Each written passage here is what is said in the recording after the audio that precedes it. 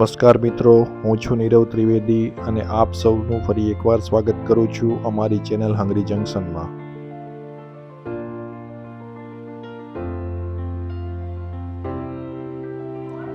મિત્રો, આજે અમે વીકેન્ડ ટૂર પર નીકળી ગયા છીએ અને આવી ગયા છીએ સાસણ ગીર.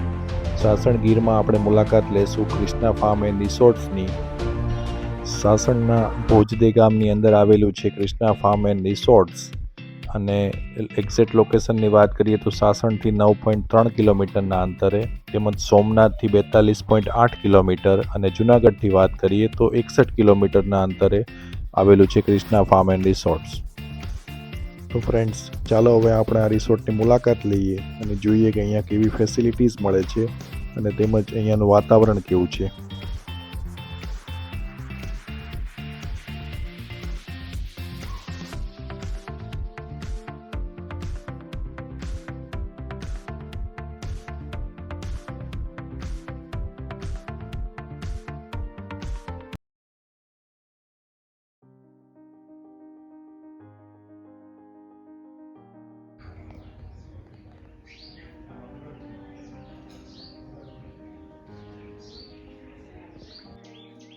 ફ્રેન્ડ્સ, આ રિસોર્ટમાં એન્ટર થતાની સાથે જ એવું લાગ્યું કે આપણે પ્રકૃતિની એકદમ નજીક આવી ગયા છીએ. અહીંયા આવતો પક્ષીઓનો અવાજ, ચોતરફ હરિયાળી, લીલાછમ વૃક્ષો, આંબાના ઝાડ અને શાંતિપૂર્ણ વાતાવરણ. આપણે વીકેન્ડમાં કે મિની વેકેશનમાં રિલેક્સ થવા માટે અને ફરવા માટે આવા જ કોઈ સ્પોટ શોધતા હોઈએ છીએ. કૃષ્ણા ફાર્મ એન્ડ રિસોર્ટને આંબાવાડીની અંદર બનાવવામાં આવ્યું છે. અહીંયા બધી તરફ આંબાના ઝાડ આવેલા છે. કૃષ્ણા રિસોર્ટ એક ફેમિલી રિસોર્ટ છે. અહીંયાના ઓનર અને તેનો તમામ સ્ટાફ તમને હોમલી ફીલ કરાવે છે. તેમની સર્વિસ કોઈ 5 સ્ટાર રેસ્ટોરન્ટ કરતાં પણ સારી હતી. તો ફ્રેન્ડ્સ, હવે આપણે અહીંયાના સ્ટે વિશે વાત કરીએ. અહીંયા 2 પ્રકારના સ્ટે પૂરા પાડવામાં આવે છે. એક છે ટેન્ટ હાઉસ અને સેકન્ડ છે બામ્બુ હાઉસ. અમે અહીંયા ટેન્ટ હાઉસમાં રોકાવાનું પ્રિફર કર્યું હતું. મિત્રો, અહીંયા આવેલ ટેન્ટ હાઉસ 5 કે 6 વ્યક્તિની ક્ષમતા ધરાવે છે અને આપ જોઈ શકો છો કે અહીંયા 6 વ્યક્તિ માટેના બેડ મૂકવામાં આવ્યા છે, જે ખૂબ જ કમ્ફર્ટેબલ હતા.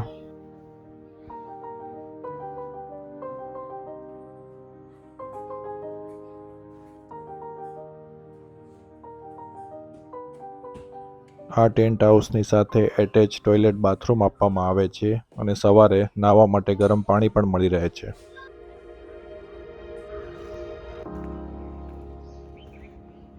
અને ફ્રેન્ડ્સ, આ છે સેકન્ડ ટાઈપ ઓફ સ્ટે કે જે છે બામ્બુ હાઉસ. અહીંયા પણ આપ રહેવાનું પ્રિફર કરી શકો છો. આ રિસોર્ટની ફરતે ટેન્ટ અને બામ્બુ હાઉસ બનાવવામાં આવ્યા છે અને વચ્ચેના પોર્શનમાં આપ જોઈ શકો છો ગઝેબો રાખવામાં આવ્યા છે કે જ્યાં બેસીને આપ પ્રકૃતિનો આનંદ માણી શકો છો.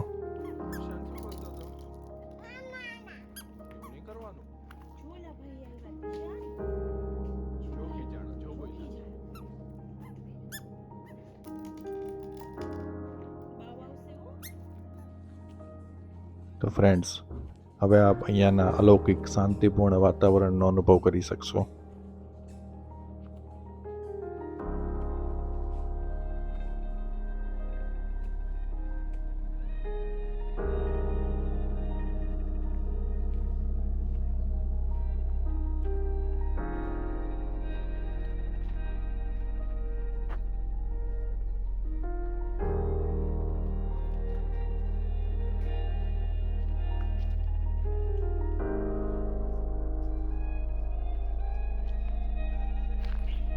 અહીંયા નાના ભૂલકાઓનું પણ ધ્યાન રાખવામાં આવ્યું છે. તેમના માટે રાઇડ્સ રાખવામાં આવી છે.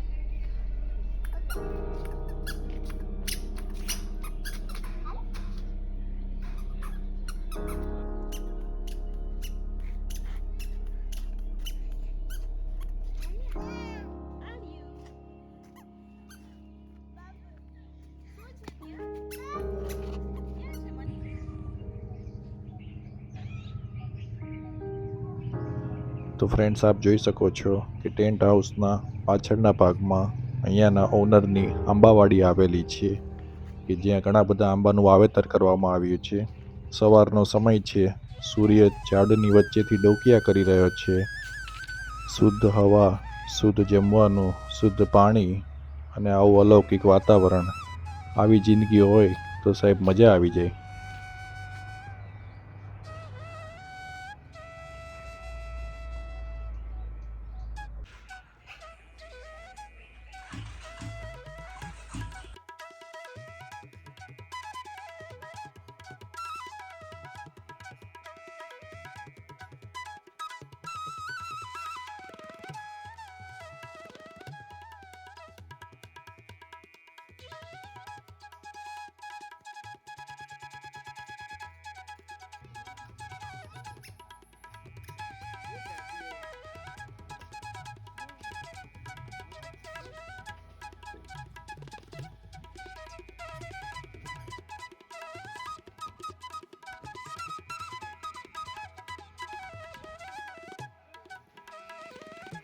આ રિસોર્ટમાં સ્વિમિંગ પુલ પણ આવેલો છે. અહીંયાના ઓનર સાથે વાત થયા મુજબ તેઓ ક્લોરીનનો ઉપયોગ નથી કરતા અને નોર્મલ જે પાણી હોય છે તે જ વાપરવામાં આવે છે. આપ જોઈ શકો છો કે આ સ્વિમિંગ પુલના 2 પાર્ટ પાડવામાં આવ્યા છે, જેમાં એક પાર્ટમાં નાના બાળકો પણ એન્જોય કરી શકે છે.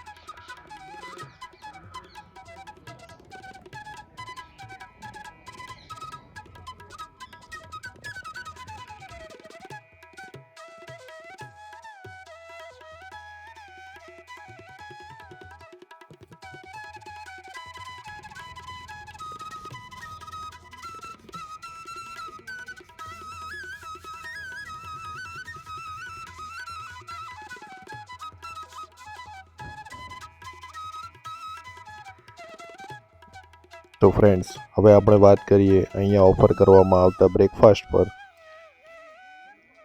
મોર્નિંગ બ્રેકફાસ્ટમાં અહીંયા ચાની સાથે થેપલા અને દહીં, પાપડી ગાંઠિયા, બટેકા પૌવા, રાયતા મરચાં, અલગ અલગ પ્રકારના અથાણા આપવામાં આવે છે.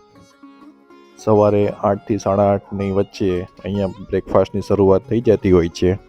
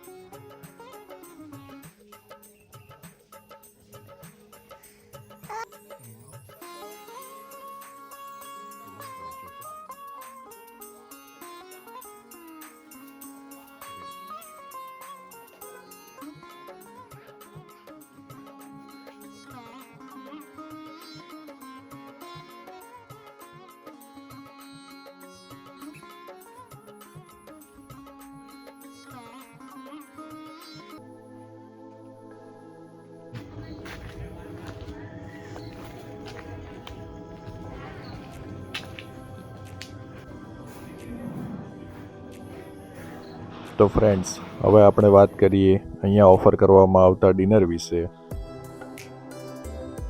સૌપ્રથમ તો એક વાત આપને કહી દઉં કે ક્રિષ્ના ફાર્મ એન્ડ રિસોર્ટમાં કાઠિયાવાડી ફૂડ ઓફર કરવામાં આવે છે અને અહીંયા જે રસોઈ છે તે ચૂલા પર બનાવવામાં આવે છે. અને હું તમને 100% ખાતરી આપું છું કે ચૂલા પર બનતી રસોઈનો સ્વાદ તમને હોટલમાં જે સ્વાદ મળે છે તેના કરતાં ઘણો જ સારો હોય છે અને મને તે ખૂબ જ પસંદ પડ્યો. તો ફ્રેન્ડ્સ, અમે જ્યારે આ રિસોર્ટની મુલાકાત લીધી ત્યારના ડિનર વિશે વાત કરીએ તો અહીંયા આપ જોઈ શકો છો પરોઠા અને રોટલા 2 ઓપ્શન આપવામાં આવ્યા છે. શાકમાં વાત કરીએ તો રીંગણનો ઓળો, સેવ ટમેટાનું શાક અને દહીં તીખારી બનાવવામાં આવ્યા હતા. આ ઉપરાંત કઢી ખીચડી, ફ્રાઈમ્સ, ડુંગળીનો સંભારો, કોબીજ અને ટમેટાનો સંભારો, રાયતા મરચાં સાથે અલગ અલગ પ્રકારના અથાણાં કે જેમાં ખારા અને મીઠા અથાણાંનો સમાવેશ થાય છે અને મને સ્પેશિયલી ગોળ કેરીનું અથાણું ખૂબ જ ભાવ્યું.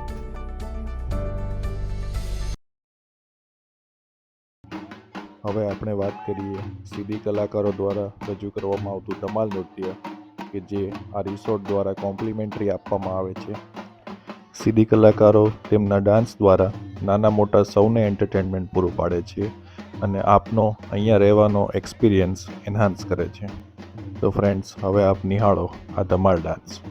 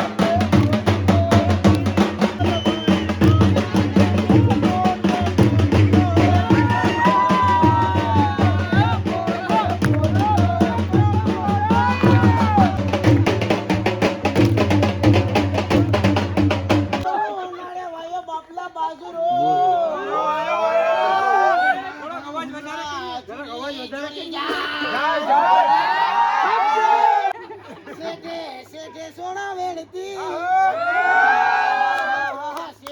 શેઠે સોના વેણતી શેઠા